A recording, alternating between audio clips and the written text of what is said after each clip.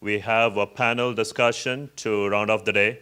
So we have a list of 5 questions, and so I have a panel structure for you guys. So I'm going to serve as a moderator. So you have heard from some of the panel speakers, but I would like to take the opportunity to introduce the panel members to you. So on my right, we have Chris. You heard from him right before the panel discussion. He's an associate professor at University of Texas at El Paso. His research focuses on intelligent multi-agent systems and computational decision making. Next, we have Tim Croker. Tim Croker is at the Air Force Research Lab, and he is a corporate development officer at the Information Directorate, and he works with the senior leadership to work on their vision across the directorate. And next we have Dr. Melanie Keep. She's a lecturer at the University of Sydney. Her research interests intersect cyberpsychology and e-health. And right next to her we have Dr. Kirwan. We heard from her this morning. So she's a chartered psychologist, and her research focuses on the impacts of psychology, technology on online interactions. And finally, last but not the least, Dr. Freeman. We heard from him too. Exciting presentation. He's a chief scientist at Optima, and his firm works a human-centered engineering firm. So I have a list of 5 questions, and so the structure of the panel will be as follows. So every panelist will have 4 minutes to answer the first 3 questions, and we'll open up for Q&A for the audience, so you don't have to wait till all the questions are answered. So you'll get your time. So roughly, I got 3:50 now. We will try to keep it to 5 p.m., so we're racing a little against time. But I got 15 minutes per question. We'll see, and I will request the panelists to stay within your time to make sure that we can accommodate all the panelists' responses and also give the opportunity for the audience to ask questions. So my first question, and I have 4 panelists here who I would like to respond to this. So what are the top 3 priority research areas in cyberpsychology? So I got Chris going up first. Okay. All right. Thank you. So I guess we're thinking about possible research priority areas, and of course my response will be colored by my interest in decision making and so forth. So the 3 things that popped to mind for me, the first one that seems to be a really major challenge is modeling beliefs and the associated question of understanding deception. And I mean this in context with understanding attacker belief formations and ways of deceiving attackers, also understanding how users form beliefs and how they can be deceived, and also our computer systems themselves, including things like sophisticated machine learning algorithms, how they can potentially be deceived and how they actually learn and can be trained to learn in more robust and reliable ways. So one of the reasons I think that this is really critical is this is the root of most of the major attacks that we see, is something like a spear phishing email or some other kind of social engineering.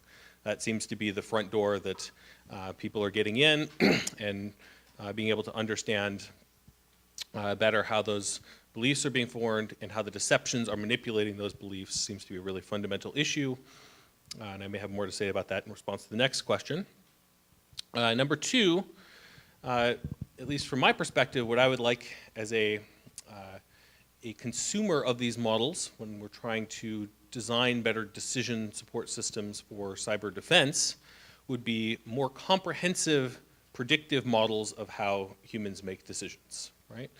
And comprehensive there is a very important word to me because I look and I see, a lot of the literature, there's a lot of studies where you have pretty isolated, identifications of, particular kinds of biases or feature of decision making, but bringing those all together and coming up with something which is really strongly predictive, I think is still quite lacking in most contexts.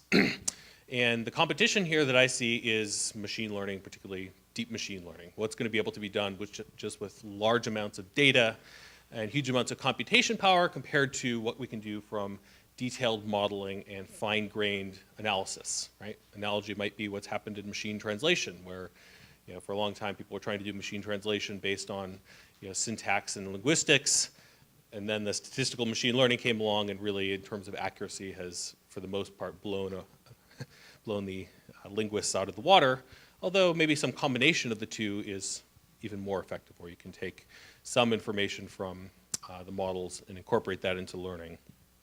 The final thing that I wanted to point out is activity, goal, and plan recognition, particularly the gap between very low-level observations of behaviors, things on computer networks or things that we're able to identify in system logs, and then mapping that into high-level motivations or goals for actors in the systems, figuring out what their sort of macro actions are and their intent, and what kind of plans they might be using, trying to figure out how better to understand that from data and observations, and then how we can use that to represent plans effectively, I think is a very interesting challenge. Okay. So I did not write my notes down, but I have a good memory, thank God. So the first thing for me in terms of what's important about this whole idea of cyber psychology is whether or not it matters or not. So as a psychologist, I had dubious belief that there is such a thing as cyber psychology. And this, even despite my pushing of some of the research in the lab, I was like, really? Does this matter? Does it really matter? And how can I prove that to myself? So I've actually spent the last year trying to figure out whether or not cyberspace impacts me. As an aside, today is my birthday. Happy birthday. Thank you. Thank you. I am looking at Facebook to see how many people are saying happy birthday on Facebook. It matters to me. So obviously it's starting to creep its way into even someone who's generally cynical about this stuff. So if I'm generally more on the more cynical side, but you have to think that the majority of scientists and engineers out there are dubious about this. So as a psychology grouping, we have to demonstrate to people in advance of it happening that this actually impacts the world beyond kind of cyberbullying and child pornography and some of the real dark things. Because most of us aren't involved in those activities, so why does it matter to us? So to me, that's the first area of research for us. The second one had to do with impact. Well, you all know about drones and you know about remote technology that we use as warfighters. And they're starting to look at whether or not that has an impact when you use such technology on your psyche. We all understand that when men and women go to war, sometimes really bad things happen and they suffer from PTSD. Is the same thing going to happen if I'm in cyberspace and I'm sort of impacting something that's not really a person, at least in the immediate way? Am I going to have nightmares 4 years from now? Like, do we understand the impact as we move further and further into technology? How is that going to happen? So as a profession, we should be in front of this. And I really feel like we're reacting more and more as technology surpasses and the cycle goes faster and faster. I think it's important that we look at those. And the third would really be watching the technology creep. And I kind of alluded to this earlier today. 20 years ago, or let's make it 30 to be realistic, when I was in graduate school, I had this computer that was relatively compact, but it was still big enough that I had to tote it around, and it had several pieces. Now it's in my pocket. Pretty soon it might be in somewhere so that I can access it. When you look at, I was at a conference a couple of weeks ago where they have these, I guess they're Google glasses. Again, I'm not a technophile. They set up some glasses where you were literally, I was learning how to change a tire on a truck wearing a pair of Google glasses and headphones. And I was in a 3D environment. That stuff is coming at us really, really fast. What's the impact? Have we predicted any of the impacts as it starts to accelerate? So for me, as a psychologist, if we're going to do this, we should be doing this somewhat in advance of the technology as opposed to 10 years in reverse. So those are the three things I thought about. I come from a health psychology background, so my confession is that my research priorities will reflect that, and perhaps echo some of the ideas that were spoken about earlier this morning.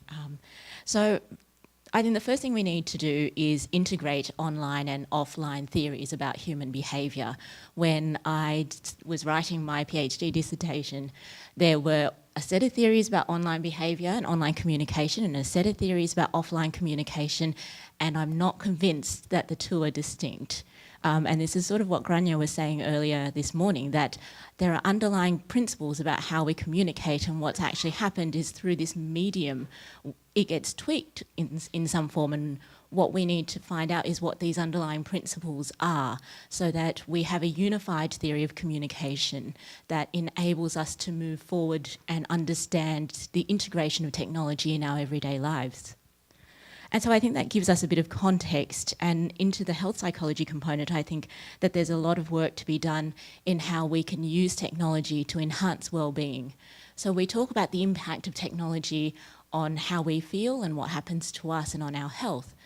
How can we be a bit more proactive? How can we use these tools that are available to us that we haven't had access to before to be able to do things better and to help us better? And then I think underlying all of that is a need to understand the transition into this digitally enabled world. There are some of us, like me, who went to school without the internet. My niece is 6, and I think she's been using her iPad for longer than I can remember.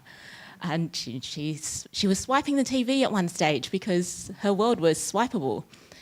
And so there's a transition that's happening.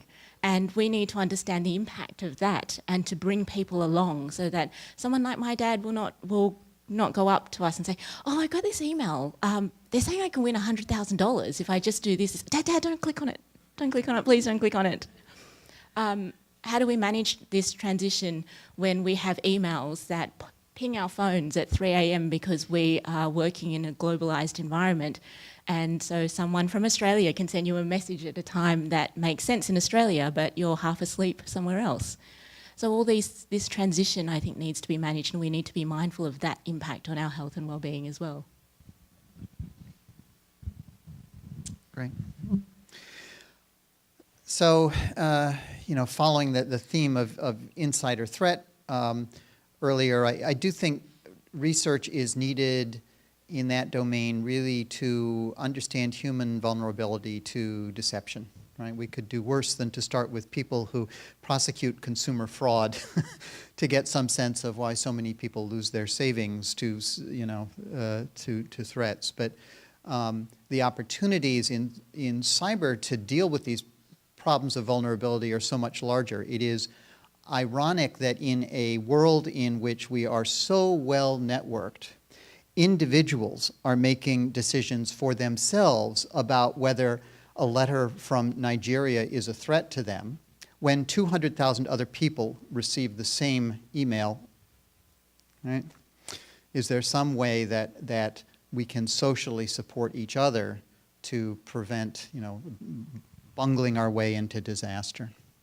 The last presentation on game theory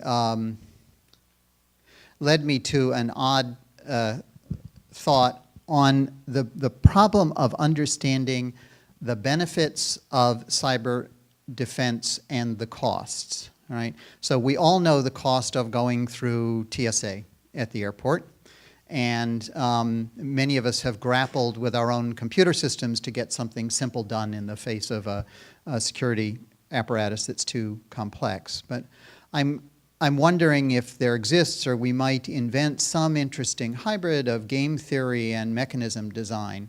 Mechanism design being a sort of a specialty within economics that tries to define incentives. And here what I mean is to define some incentives that promote defensive behavior and discourage attacker behavior, right? What's the economy of defense and attack that we could influence in a good sort of trade-off manner? We got each part of those tools, but we haven't put them together yet. And then finally, while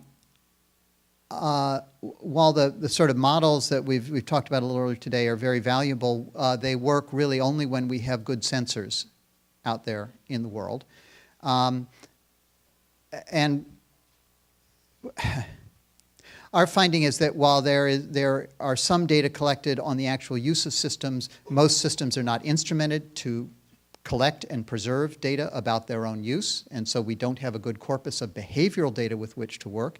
Though there are rising sort of neurophysiological measurement devices that are, portable, that don't involve, putting gel on your head for half an hour and calibrating and so forth, that we don't have, we know of no examples of sort of neurophysiological monitoring of staff in the world. Right? There are good devices now for measuring social interaction and making very interesting and useful predictions about future social interaction. And yet those are not used in any defense, cyber defense applications that we're aware of. So really those three things: understand benefits and cost, understand insider threats better, and the sensor problem. Thanks, Jared. So I think we got a minute or two for audience questions. So if you have any comments on, there were a lot of research areas mentioned, so any comments on those areas, or any research areas that you believe have not been mentioned and you want to add to it? Yes, so this is a quick question about the mechanism design part to constrain user to have a correct behavior in cyberspace. I believe the problem there is that the payoff is too big and the risk is too low. Yes, I believe that's a problem because I have looked into those ideas that happen in real life, in economic, those mechanism design principles, but to go from there to cyber application, so I found that challenging. If you can follow up into that, I will be happy to learn more. Thanks, Charles.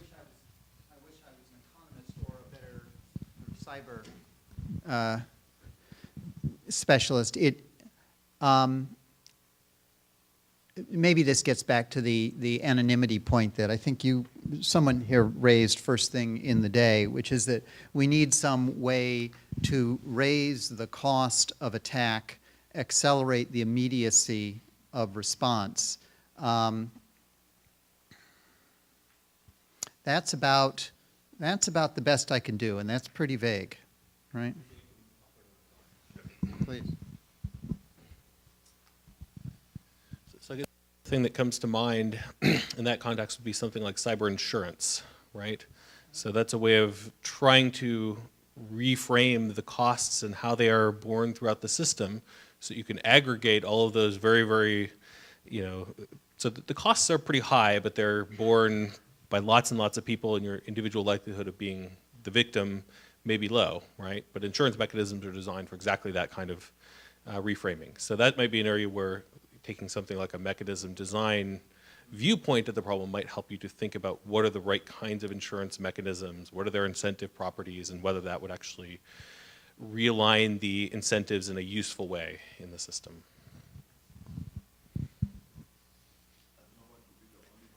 Yeah, I know you have a lot to talk about cyber insurance, right? So my comment is that there's a few complications. Let's say the WannaCry, they just made $1 billion across, this is from last week, across 160 countries. The payment in Bitcoin, ransomware attack, you see, and cryptocurrency, we cannot even track, who is getting the money and so on. So in the real world, there's a chance that they can be catched, put to jail, 30 years, all of that. So that will be like a punishment, that will be like a deterrent. But in cyberspace, we do not have those type of deterrent. If they are collecting those Bitcoin and you have no way to track, that's a perfect crime. That's a perfect crime. They do not see any punishment, and they have a big reward, $1 billion reward at a very low risk. In the physical world, how many banks do you have to break to get to $1 billion. What is the chance to get caught? Very high. But in cyberspace, very low chance to get caught, very high profit. How do we go around that, this asymmetry?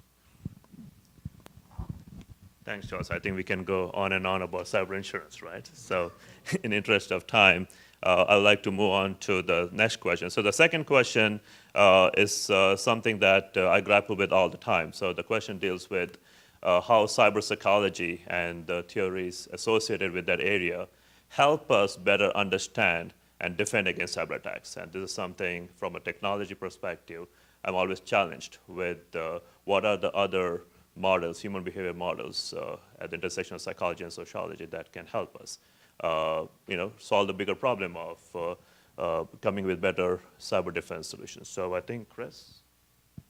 Go first. Okay, I guess I'm starting again.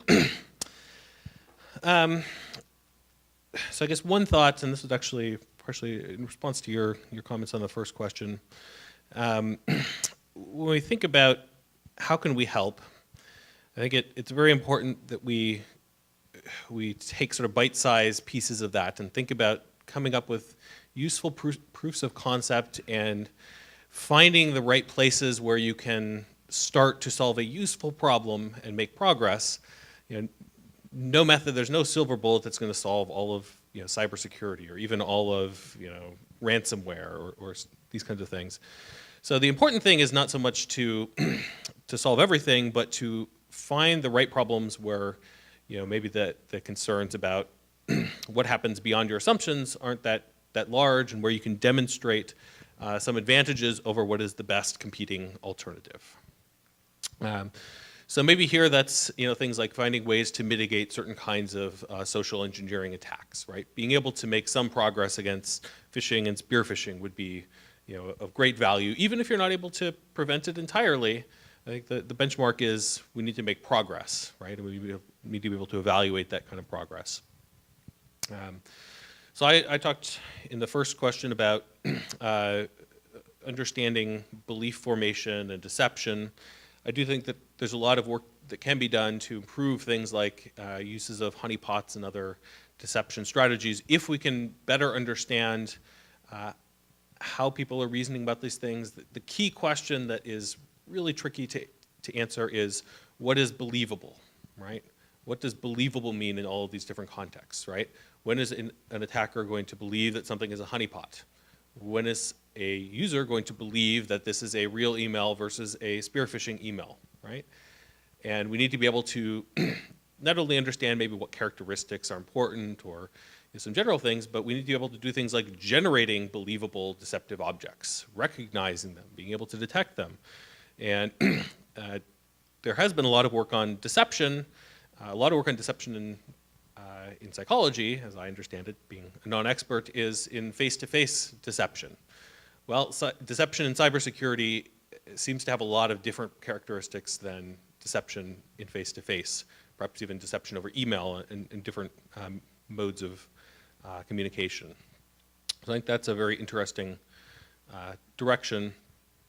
Another thing that came up that I thought about, particularly when we were talking about 0 days, I think there may be an opportunity there, right? This is one of, again, the things that keep cybersecurity folks up at night is the unknown attack, the new thing that nobody has thought of yet, right? And that's something which is fundamentally hard. In AI, one of the things that we've struggled with is what is creativity, right? How do we get AIs to come up with novel solutions to problems that we haven't somehow given them, right? And I imagine that there is research in how do people creatively come up with new solutions that might perhaps give us insight into the very creative processes that that very skilled attackers are using to try to come up with what is the novel way of breaking the rules that nobody else has thought of that I can come up with. Right, so I think I'll leave it there. Great. Mine's relatively short since I don't have lots of research in the area, but it's actually the flip of sort of what we were talking about. I'm always fascinated by those people who are very, very wealthy, but you'd never know. They're not ostentatious in terms of their spending. Their house is of moderate means. Their car is a regular car. It's not a Maserati.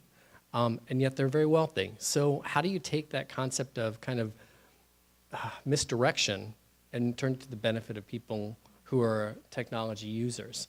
So, if it looks like I'm using my phone to do banking, is there a way to make it look like I'm doing a crossword puzzle instead, so that they don't actually know the exact kinds of work that I'm doing on my computer or my technology?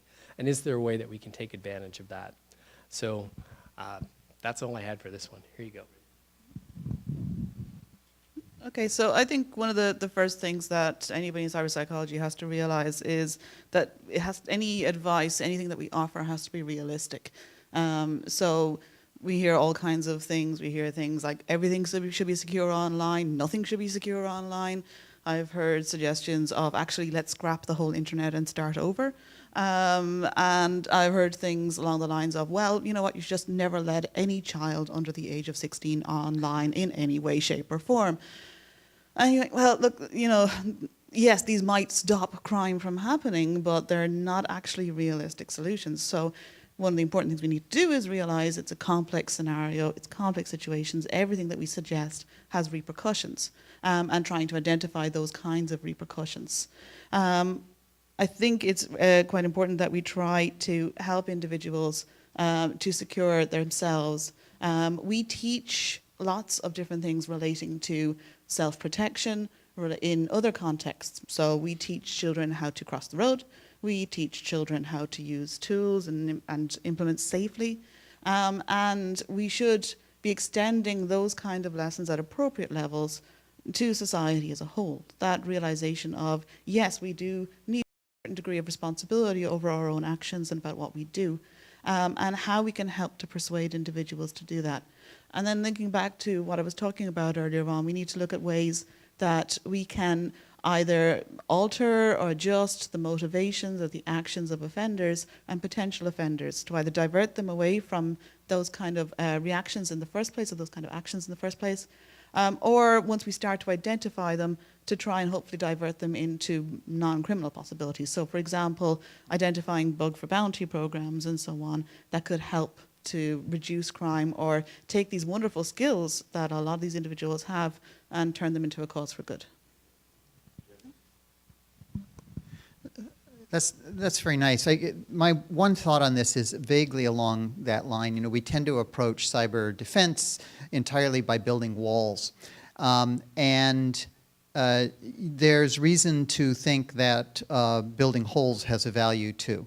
So there's some recent research underway at CERT over at Carnegie Mellon, which I believe finds that in the management of one's organization, it turns out that an organization that offers carrots, that provides good institutional justice systems, has fewer internal attacks, right, insider threat instance, than those that have a purely defensive attitude, right? So this is just, I think, to say that some of the solutions, at least to the insider threat problem, are not cyber solutions. They have to do with how one structures and runs one's organization, so that the sort of anxieties and temptations which are part of daily life can be relieved, can be, as you said, sort of redirected in productive ways. Thanks, Jared. Questions from the audience?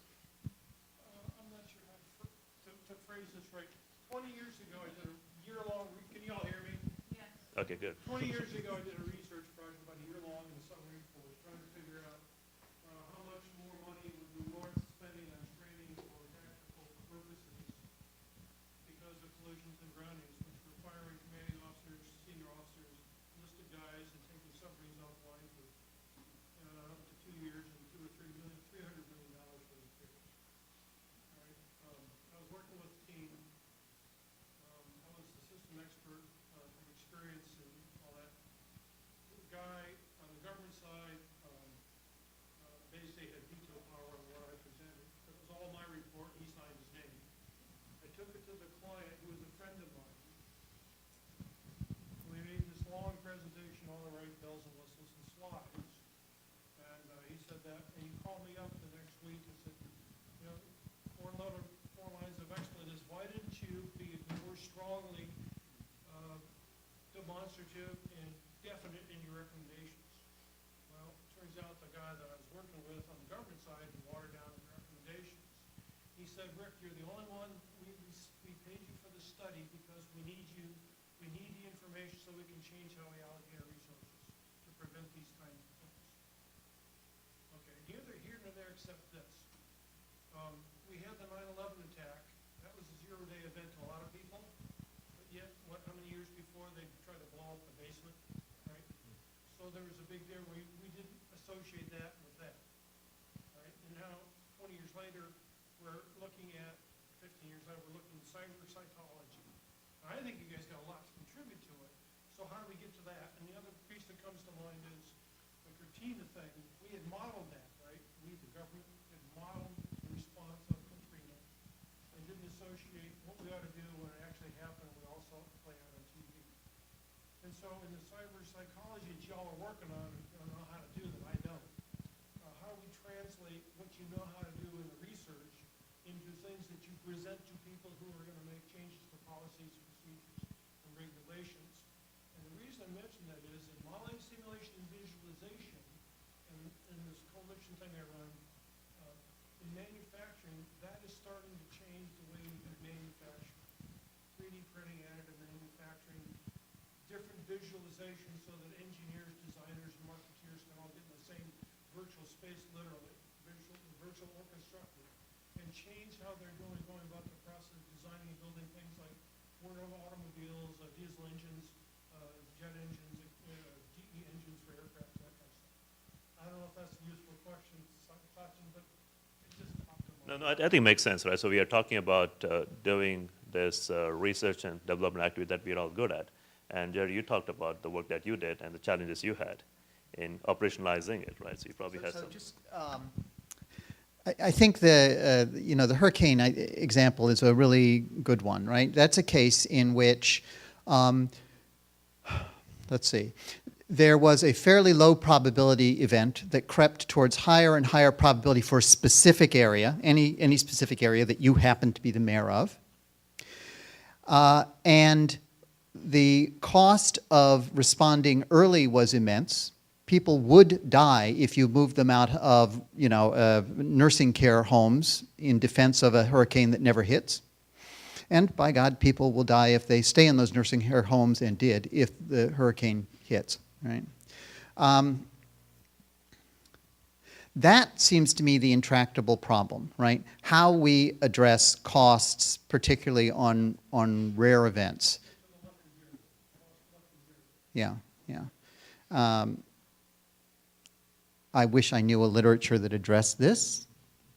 One of you surely does. Yeah.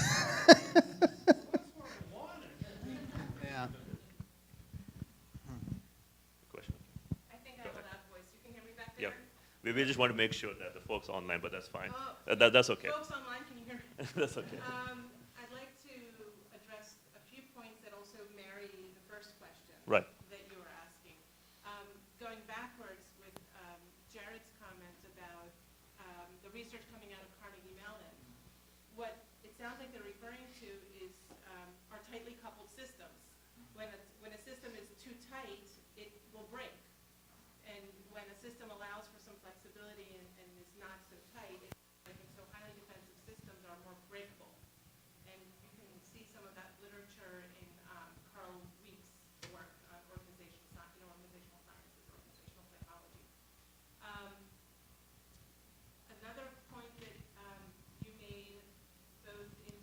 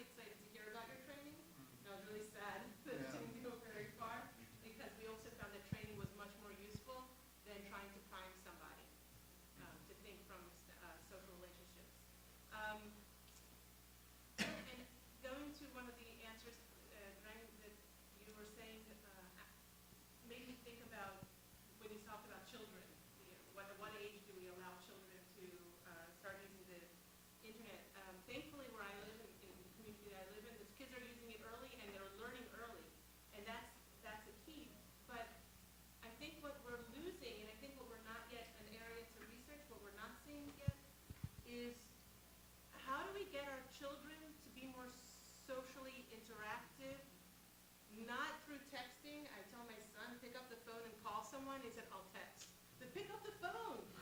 I'll text. No one calls and talks to people today. And my fear is that in those short messages, it's very easy to be prey to phishing even over text messages. And they don't know when it's going to be not their friend because those messages are so short. They might click. That, I think, is a really valuable area that we need to start looking into a little bit more for research. Because our kids don't know how to build relationships and how to identify through the relationships that they have that this is a phishing attempt and not a real person that I know. And I think that's an area. And so our kids are limited with through their lack of verbal communication to identify threats that are all of a sudden in text or messages. Because they don't even use email anymore. So those are some comments. And then I want to address health a little later because I also study occupational stress and intervention issues are huge when it comes to cyber engagement. I want to keep us on track, but I think what we wanted to do with this, the first two questions, was to find out from a research standpoint, what are the prime areas that we ought to be working on at the center and folks who are affiliated with the center. So I'm going to transition to the next question. This is something that Scott probably be more interested. As Scott mentioned about the standing up a cyber psychology graduate program. And so one of the things that for us to be able to make an impact on research, we need to have better trained students who are capable of making effective change in our research, and also when they are employed, they have the know-how of building systems that could be at the intersection of human behavior and cyber. So I want to hand over to Chris. Any suggestions on how we can better train students who can be successful in the graduate program in the workplace? All right. So in terms of thinking about skills that would be marketable, so marketability is always a question of economics, right? So it's demand and it's supply. And the supply of skills is the people who are able to learn them. And so as a good rough heuristic, skills that are difficult or tedious to learn are going to be the ones that are going to be most valuable because not many people are going to take the time and effort to acquire them. The next level of that is you want to look for skills that are hard for other people to learn and relatively easy for you to learn, or that are consistent with your background. That's just a general sort of economics framework for thinking about this. In terms of psychology students who are interested in working in some sense in security or cybersecurity, I think there's a couple of things that came to mind. So first is that you shouldn't shy away from getting at least some technical knowledge. I think that's unavoidable. That does not necessarily mean that you have to go and do an entire undergraduate degree in computer science or computer programming or software engineering. Technical knowledge comes in many, many forms, and in fact, there are a lot of kinds of technical knowledge that a computer science undergraduate or graduate degree does not necessarily do a good job of getting, right? So there's technical knowledge about certain kinds of software, about information technology, where you can get individual certifications or even just basic knowledge of how these systems work on your own that may be extremely valuable complement to your psychology knowledge. But don't fear it or avoid it just because it seems technical. So a couple of areas where I think psychology students may have advantages that they don't necessarily realize, even with respect to computer science students. One is in data analytics and statistics.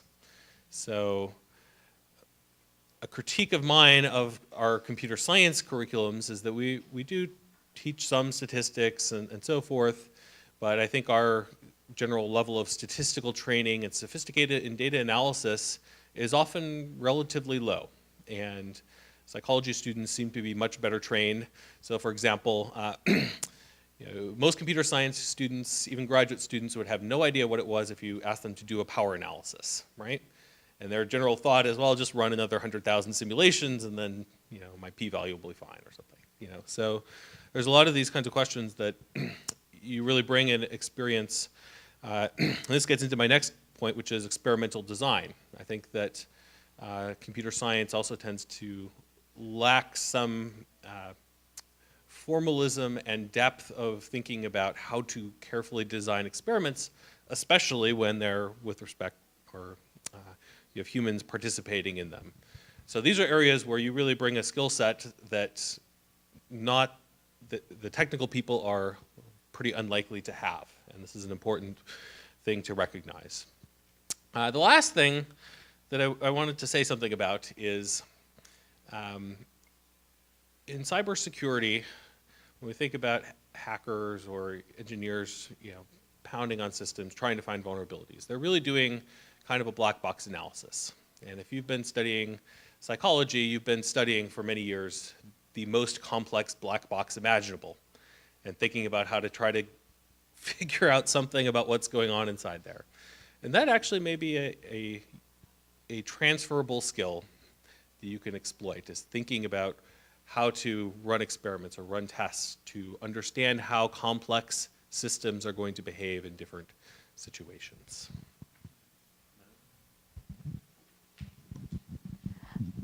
So some of my suggestions echo what you just said as well, Christopher. So I think that cyber psychology graduates need to be good at problem solving. So they need to identify what the problem is and identify the solution that's most appropriate for that problem.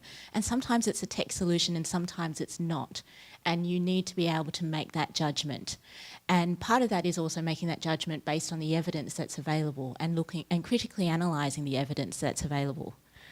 I think that our graduates need to be agile and adaptive and okay with not knowing. So often students, I don't know how to do that. Google it.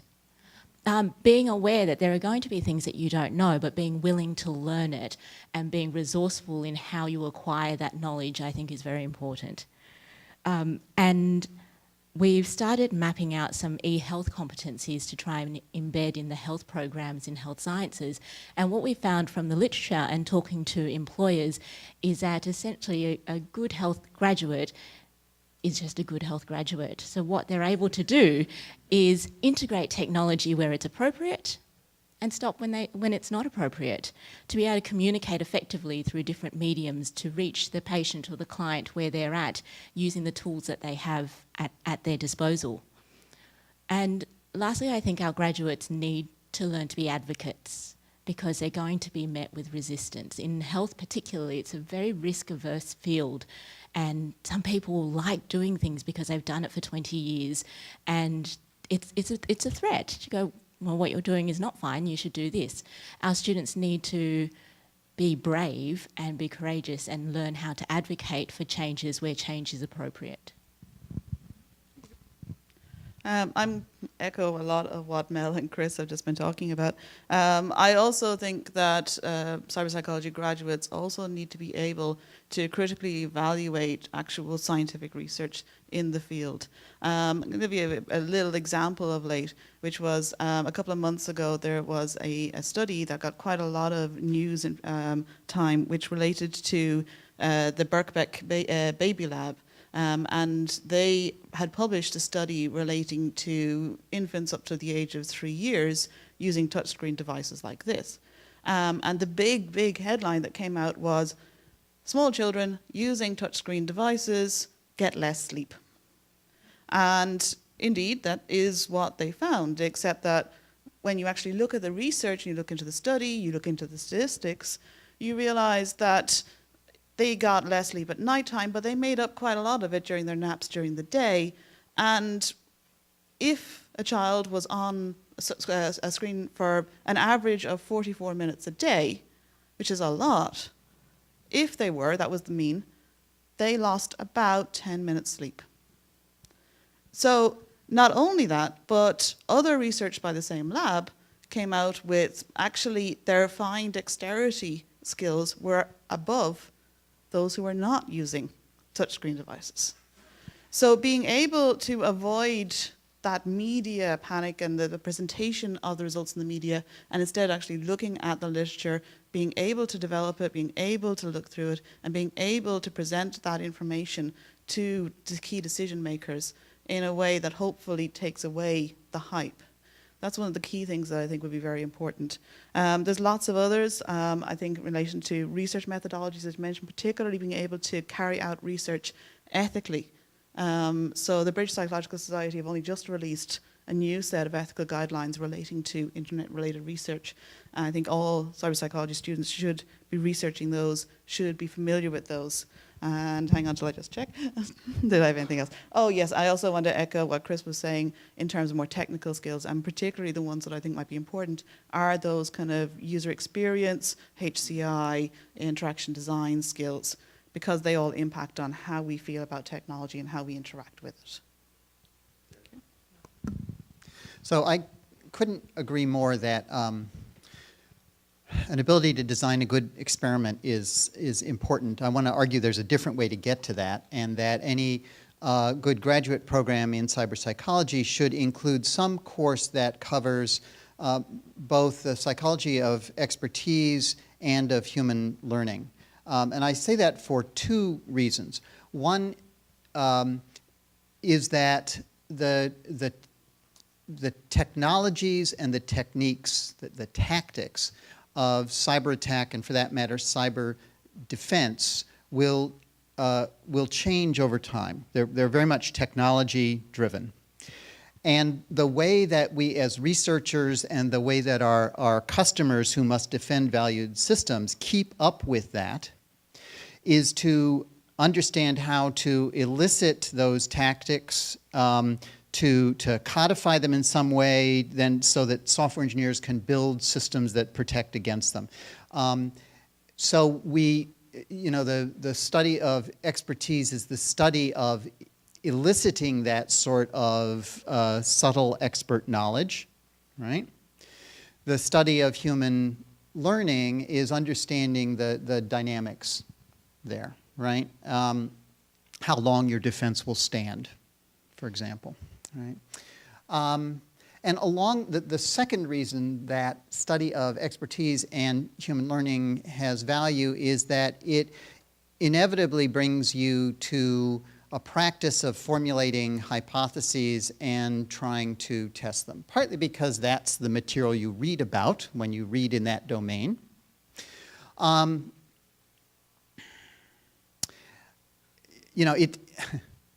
Even a simple act of teaching mathematics to children, of finding the child for whom 13 minus 7 is 4, right, is an opportunity to try to cast the theory that explains it.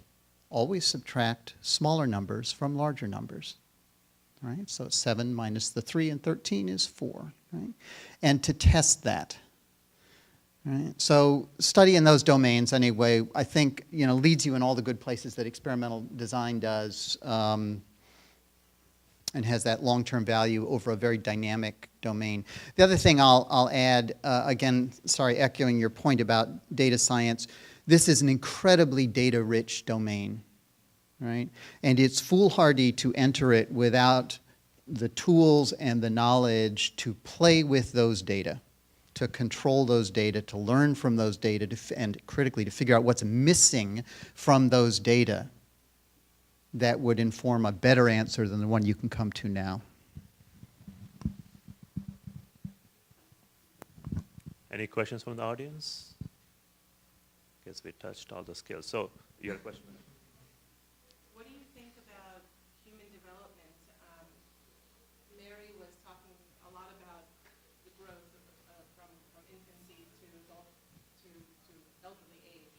Do you see that as an important subject area for someone majoring in or getting a master's in cyber science?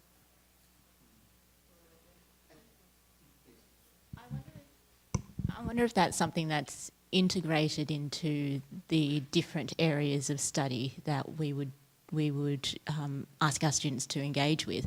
I would need a bit more time to think about it. But I suppose I'm not convinced that a subject in human development, for instance, will adequately prepare our students. But perhaps what's more engaging is taking real-world examples of the issues and the problems and within that considering what those issues and problems might look like for different groups and communities, where we're different in age and we're different in gender and we're different in socioeconomic status, and all these things come into play in our interactions with digital technologies.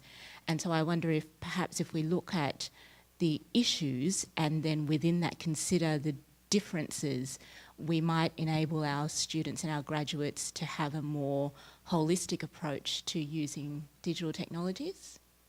Just a thought. So I agree with this. I could see a sort of required day in human development, largely to convey that some of the characteristics of children are constant through adulthood. So the notion of assimilation versus accommodation, for example, sort of maps to the, one side of that maps to the problem of belief change, which is a very adult problem. It's a severe problem in learning. It's a severe problem in understanding complex systems. That is to say, you may need to adjust your model of how an enemy's system works, and that's a severely difficult task, right? That's not to say you're going to do it the way a child does it, but it is to say that some of the same mechanisms that afflict a 3-year-old or a 6-year-old afflict us as adults too.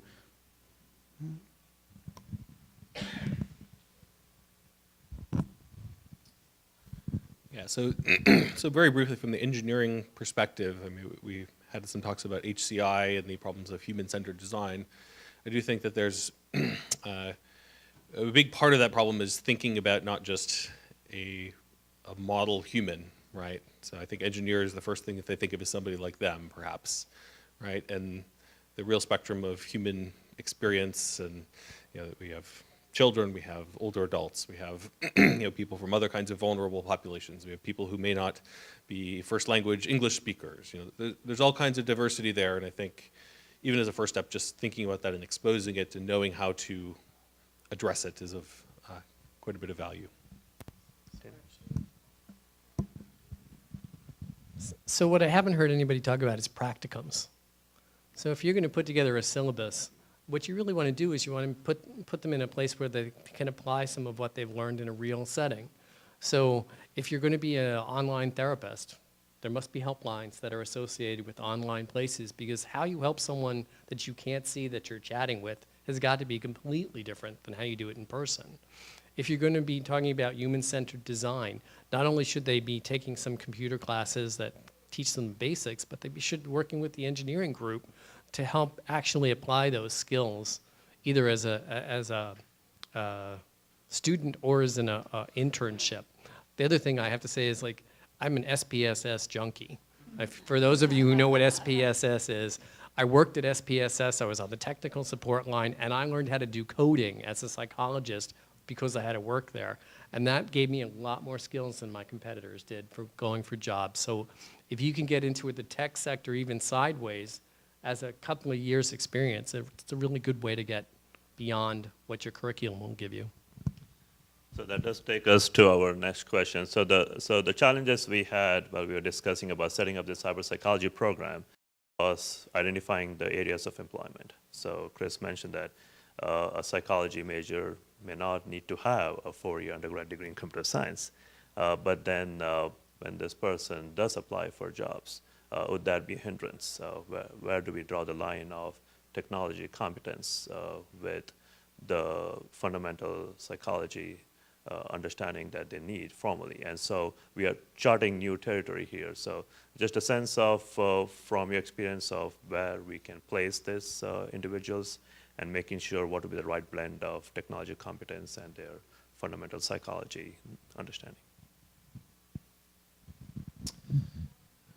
All right. So I guess this is pretty closely related to the previous question, so I'll try to be a bit brief. And I think a lot of the comments that we talked about last time definitely apply to this.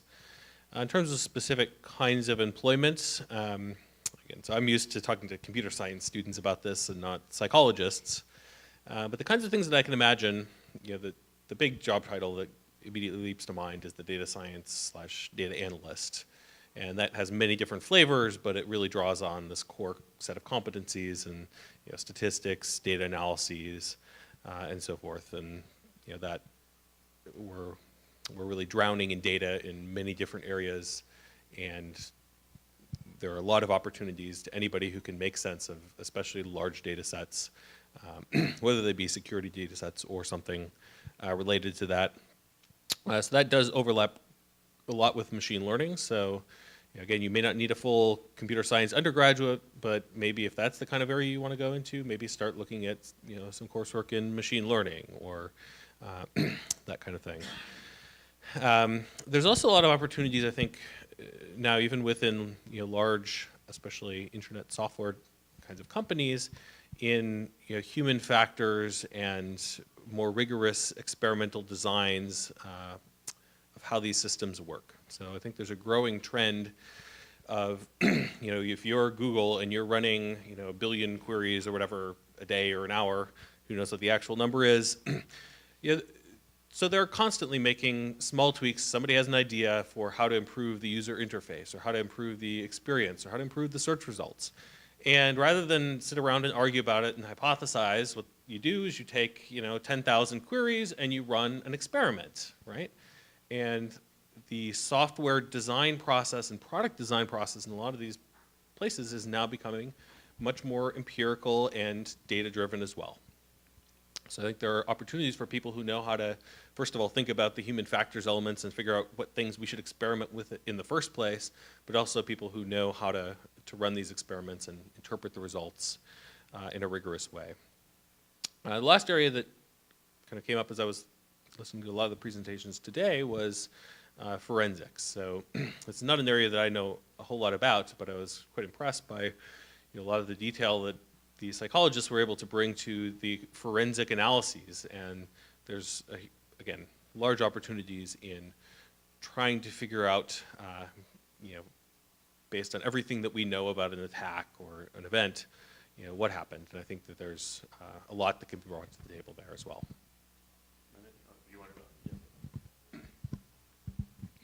I'll be quick. So psychologists, to me, are one of our strengths is in understanding behaviour change. And so some of the opportunities that cyberpsychology offers is using technology to support behaviour change.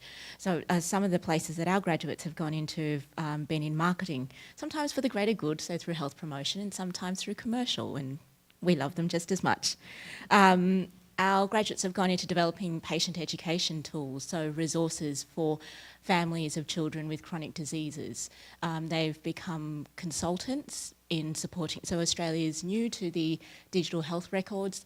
We're trying to roll out something that's, the path's been a bit rocky, but our students have gone on to be consultants in that process, at various stages of that process.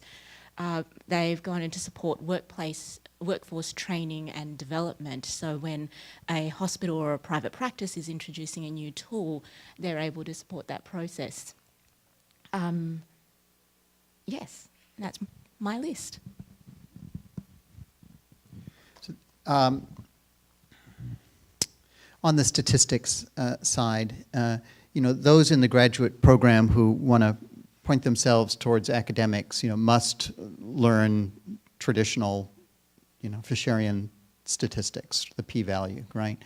Those who are in industry, perhaps, and others as well, who want to influence decisions, I think need to adopt the new wave in Bayesian statistics, right? So this is the distinction in the former case between being able to estimate the probability or improbability of the data given your hypothesis, and in the latter case, the Bayesian case, being able to estimate the probability of the hypothesis given your data, right?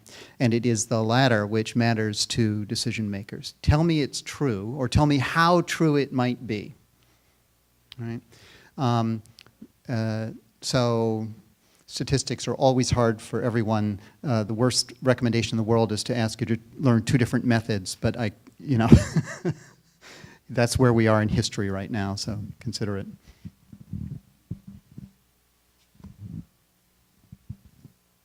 Any comments from the audience? In traditional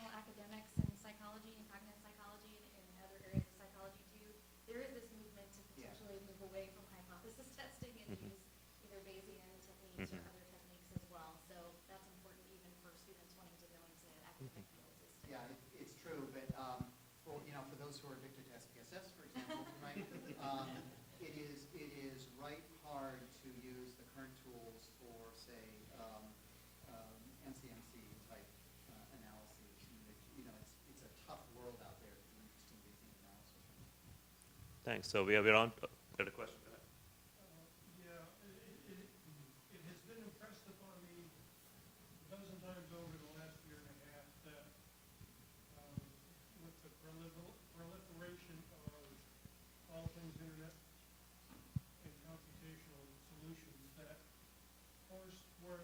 courses for students in many domains need to include courses so they understand both big data analytics and data science. And I wondered if you had any comments on that in the domain of what we're talking about here. So can you specify what you mean by big data analytics in particular? I'm not a data analytics guy, nor am I a data science guy.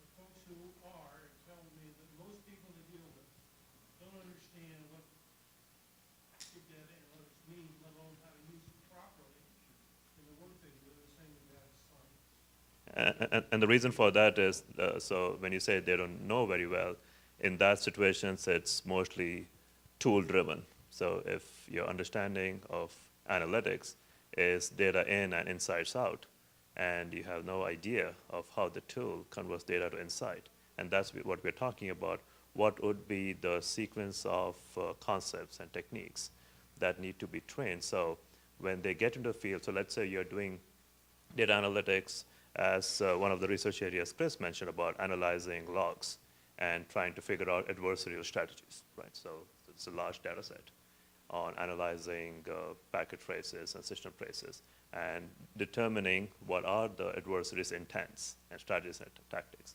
Now, if you don't have a good understanding of statistics, you don't have a good understanding of human behavior models, and it's this tool where you feed the data in and it will come up with some plot that will provide some insight, but how do you convince a decision maker what that really means and effect? And so that's where the training piece is important, because if we just focus on tools, and there are a lot of big data analytics tools out there, which makes it very easy to claim, they're all paper tigers, because in paper they have all the list of names of the tools that they know, and it looks lovely. But when you tell them to provide decisions or meaningful decisions, that's where this question is pointed towards. Beyond those tools, what are the fundamental understanding that they need? So last question, I know we are running against time. No, Jerry, you need to leave at 5, right? So we'll keep it under that. So this is something that's interesting, close to me too. So the question is about ethical challenges for cyber psychologists practicing with the United States and Europe. So folks who do cybersecurity, we always deal with ethical challenges as it pertains to data-driven modeling. Acquiring data is such a huge challenge, and when you don't have data, your insights are, suspicious, because you are starting with a hypothesis or a bias that's not driven from data. So comments on ethical challenges from US and Europe. So we'll start with Tim. So I think the first thing I thought about around this idea was understanding who you're talking to, because if you're in cyberspace, you actually don't know the social context of the person that you're talking to. So you have to keep it really narrow banded in terms of what you're discussing, and if it's a sensitive topic, you have to even keep it more narrow. So I don't know how to phrase it as an ethical concern, but it's certainly a concern where if you're crossing boundaries, you have legal boundaries that are different by country. If you have cultural boundaries, what you say to a woman in one country, you would never say to another in another country. So there's all sorts of kind of balancing acts that we have to come up with, and somehow come up with a norm that is not culturally or nationally specific. And I don't have much more than that around it. I think the other thing to really think about is just how much data and what we do with that data and who we provide that data to. The more insight that we have into someone's life, when you look at, Facebook has now gotten to the point where they can predict your gender, even if you don't put it in there. They can predict your political affiliations, even if you don't put it in there. They can predict your sexual orientation, even if there's nothing in there. If they analyze the content, they're starting to figure out who you are and basically how to market to you, which I don't have a problem with, except every once in a while when they're wrong and I'm kind of offended. So for me, I think what we really have to come up with is some guidelines to guide people who are going to be in this field to be both helpful, effective, but somehow bounded by some rules. So I think one of the things that's struck me, I've spent 10 years teaching on a master's in cyberpsychology, is the use of titles by some people within this area. So within this, I'm going to be quite specific and say, Ireland doesn't have a lot of stringent aspects relating to who can call themselves even just a psychologist. And indeed, in Ireland, almost anybody can call themselves a psychologist, and pretty much the only penalty that people will pay is that if they are a part of the Psychological Society of Ireland and use the term inappropriately to describe themselves, they'll get kicked out of the PSI. So other jurisdictions, like here and like the UK, have much more stringent criteria. So one of the problems that I can see happening are people coming through and calling themselves a cyber psychologist and going, okay, well, what exactly are the criteria for you being a cyber psychologist? Because even within psychology, we have a lot of other fields. So you can call yourself an experimental psychologist without doing too much harm to anybody, hopefully provided you're doing your research effectively and accurately. Whereas some of the terms, like, say, for example, clinical psychologist, educational psychologist, they're very protected terms. And I don't think that by slotting cyber in the middle, it makes it okay to use that if you don't have the right qualifications. So I'm particularly using something, for example, that I don't know of anybody who actually uses, but educational cyber psychologist. An educational psychologist have very specific set of skills. They've been in specific courses. They've got specific experience. And I don't think you can get away with calling yourself an educational cyber psychologist without having the educational part complete. So I think that's something that we need to be very careful relating to, because this is beginning to emerge. Other things that I think are important, people, this is a scary topic for lots of people, and people are looking for advice, and we've got vulnerable populations who are looking for advice here. And rarely a day passes that I don't get queries from journalists saying, please talk about this big thing that's in the news and how social media relates to it. And a lot of the time I have to actually respond and say, you know what, we don't know yet. We don't know. We don't have research that backs that up. I can give you an opinion, and I'll make it very clear it's an opinion, but you have to publish it, that it's based on opinion and not research, and they don't like that very much. So we do have an ethical responsibility to the general public to present the information accurately and to present ourselves accurately too. Any questions from the audience on ethical challenges, comments? What are your graduate students coming out call themselves in areas with their peers, with their research mentors, with potential employers, internship type places? How do they market themselves? It varies. Quite a lot of them, thank you. Quite a lot of them never use the term cyber psychologist. I don't use the term cyber psychologist to define myself. I refer to myself as a chartered psychologist, which I am through the British Psychological Society, or as a psychology lecturer, or a cyber psychology lecturer, researcher in those areas. There are certainly some individuals who will come through the system. They will have an undergraduate degree from a different field and think that 2 years will justify them calling themselves a cyber psychologist. And some do, and because of the laws in Ireland, we can't do anything about that, unfortunately. But lots of others will portray themselves in a more accurate, fair fashion, particularly because we have a lot of part-time students who will come in and they'll be working with the police forces, or they'll be working with the university, or they're working in a company. They already have their job title. What they're doing is they're using those skills to enhance their role. Any other questions? Well, I think that's all the questions I had. Thank you so much for soldiering through to the end of the day. I know it's been a long day for all of you, but that concludes the panel. Thank you so much. And a round of applause for all the panelists. Thank you so much.